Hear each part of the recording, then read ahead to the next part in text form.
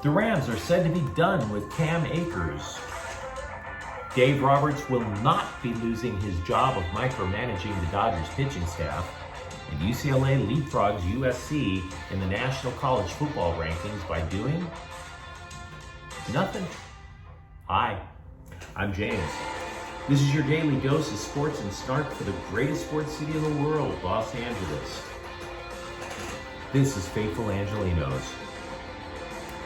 It's October 17th, 2022. It's a glorious morning and I plan to take part of it after getting this clip out of the way. If you like the content that we put out about LA sports, clickety clack the like button. Clickety clack the subscribe button. There's a notifications bell. Hit that. It'll let you know when we drop new content. Sharing is caring. Let people know we exist. And by all means, comment. There's just way too much to talk about this morning. Why wouldn't you leave a note in the comments thread? So before we take a look at the news and notes from around LA, we'll do a quick look at the scoreboard. The Rams, they got off the schneid, snapped a 2-game losing streak. They beat Carolina 24-10. There's a rapid recap of that game. Look on the Rams playlist. You'll find it there. LA, to be bottom line it, they're 3-3, tied for first place in the NFC West going into their bye week. Meanwhile, today, Denver is going to play the Chargers at 5. There is a preview of that game on the Chargers playlist. And the Kings, they are in Detroit. The game starts at 4. Don't look now, but the Detroit Dead Things are 2-0. So, we are learning a little bit more and more every single hour about the deteriorating relationship between the Rams and Cam Akers. A source is saying that the Rams are, quote, done with the running back. And NFL.com says the Rams are expected to field trade calls for the guy. Now, I don't know how much trade value he actually has, to be frank. You might be thinking, hey, he's a starter. Christian McCaffrey's a starter. You would be wrong. Not likely, because the Panthers, they want multiple first-round draft picks. And let's be real, the Rams don't have any. They're not going to have any for years. Maybe when one of the Obama daughters decides to run for the White House, maybe then. Hell, I think we're going to solve global warming before the Rams have another first-round draft pick.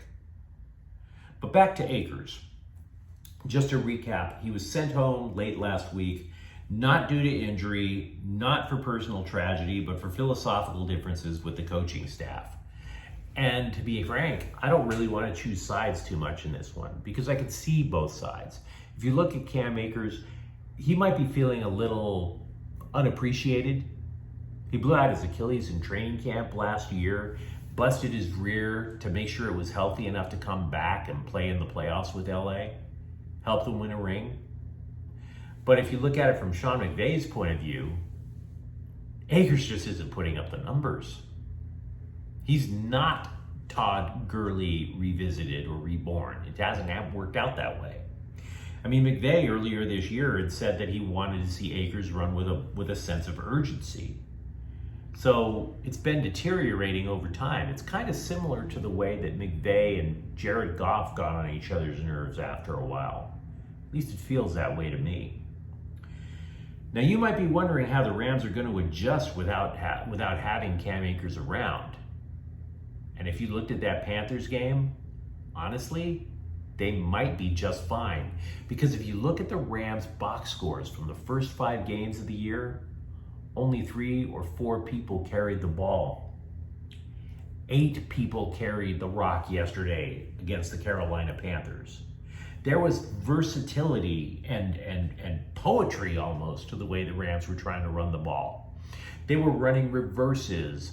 They were running fake double reverses, jet sweeps. They would bring in Ben Skowronek in to play fullback and hand the ball off to him. There were all kinds of looks that the Rams were showing Carolina to try to show a little variety in the running game, theoretically to open up the passing game. Now, I don't know if that's going to work long term, obviously. Carolina is vastly different than, say, Buffalo or San Francisco, but it is at least a wrinkle to keep people off balance, and it worked like a charm. But not everything is good with the Rams. Left tackle Joe Noteboom, he exited the game in the second quarter, and we're starting to get more info, and it's not pleasant. McVay believes that Noteboom ruptured his Achilles. And when you take a moment to think about that, wow, the devastation along the Rams' offensive line. First of all, if Noteboom blew his Achilles, his year's done. But if his year is done, he joins 3 other Rams linemen whose seasons have ended. And then you sit there and you go, well, who's left? Well, you got a center, Brian Allen, but he missed yesterday with a knee injury. Then you got left guard David Edwards, who's out at least 3 more weeks because he was put on IR with a concussion. So I'm going to start throwing names around and it's going to make you dizzy. Yesterday, after Noteboom was gone, they moved Alaric Jackson from right guard to left tackle. That created an opening. So you had Edwards being replaced by Matt Skura. By the way, a guy named Ibushi played right guard. And if Allen can't go 2 weeks from now, it's Jeremiah Colon. Can I throw out dozens of more names to confuse you?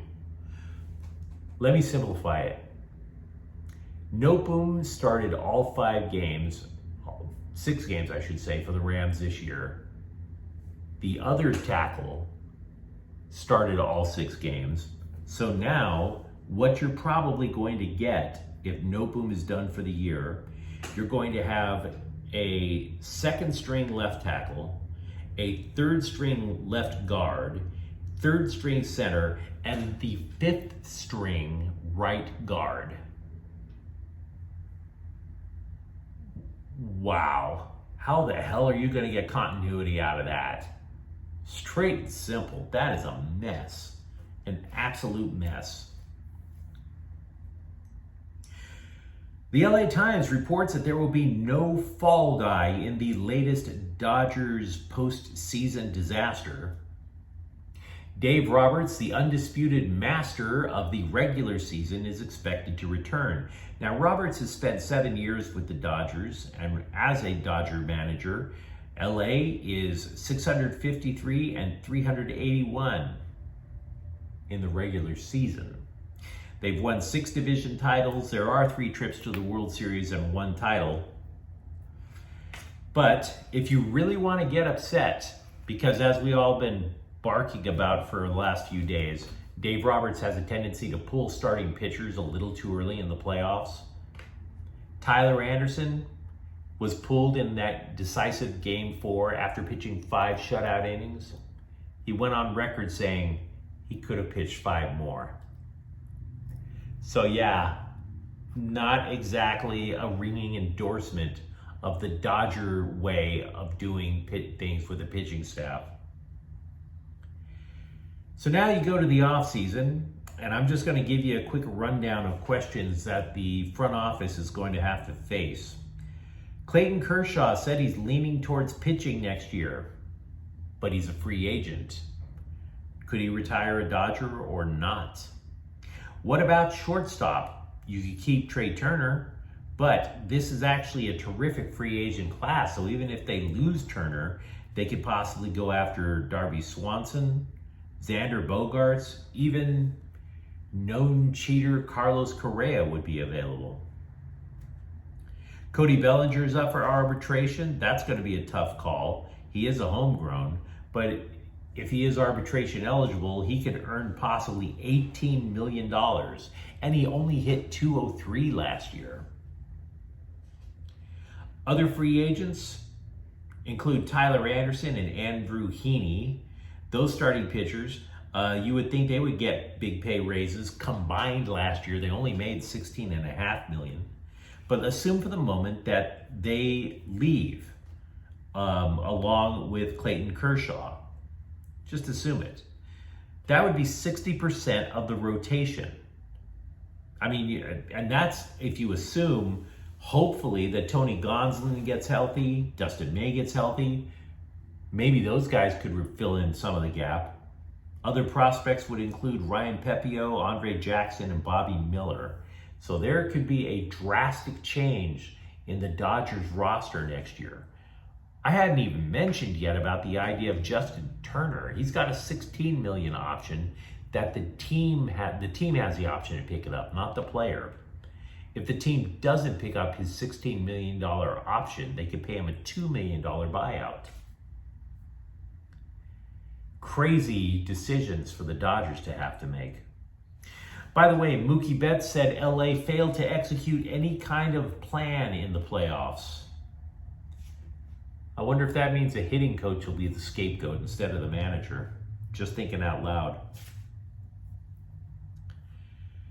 The Bruins have risen all the way to number 9 in the AP Top 25 rankings. They leaped over the Trojans, who fell to 12. Meanwhile, the Bruins are back playing this weekend. They're going to be up in Autzen Stadium playing number 10 Oregon, so that's not a bad way to start off your sports weekend. Talking about the Trojans for a moment, I do read the comments on my channel. Some of you guys know that. And the Trojans ones were kind of interesting. One guy was saying that USC doesn't even belong in the top 15. And I'm going to be frank, I totally disagree. But another said that the refs in the Utah game were trash. Now, I do recall a roughing the passer flag that negated a USC interception. But to be frank, I don't spend a lot of time obsessing over the refs. Because if it isn't the Tuck rule, that was an organizational ploy to give the middle finger to Al Davis. Blowing a roughing the passer penalty, that's a mistake. Those things happen. But I will say this. Multiple columnists picked up on that complaint. The columnists watched the USC-Utah game, and even they were like, wait a second, what the hell is with these refs? Lincoln Riley, for his part, said that he wasn't fond of the officiating, but, quote, we are a no-excuse program. Exactly. I will say one thing the Trojans could have done better in Utah. The Trojans have 24 sacks, but didn't get to Cameron Rising not once. So if you're looking for a reason that could be controlled, it's the pass rush. Free agent center Dwight Howard is contemplating retirement. He's still unsigned, but hey, there's always WWE. They're based in Orlando. He likes that area. ESPN's Dave McMenamin is reporting that LA's front office has lost faith in Anthony Davis as a franchise player. I'm not sure how much I buy this. At least, no, let me rephrase. I'm sure there is something about last year, but the front office, everybody had to be bitter with each other last year. That was the most disappointing Lakers season ever. So, of course, people might be muttering about, I don't think Anthony Davis can cut it. He's so busy. He's just he's just showing off his drip on the bench. By the way, if I ever use the word drip again, put the bullet right here, please.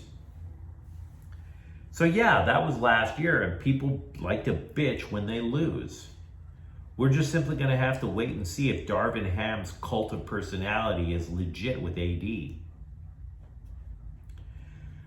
Russell Westbrook might be available for the opener against Golden State on Tuesday.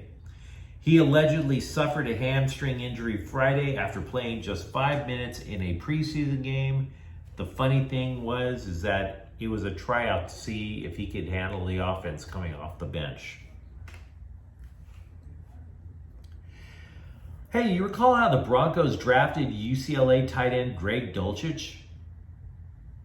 He hasn't even made his NFL debut yet. He's optimistic it could be tonight, but not an appearance at all. By the way, for the Chargers, Keenan Allen is unlikely to play tonight. He too, much like Westbrook, injured his hamstring. But I guess Westbrook's is just a little healthier. I have no idea what to make of that. Let me know what you think about all this stuff in the comments thread. If you enjoyed today's clip, don't forget to subscribe to Faithful Angelenos. It's an amazing day, but take some time out to say hi. Thank you for watching. I'm James. We'll be back tomorrow. Faithful Angelenos is a Corte El Queso production.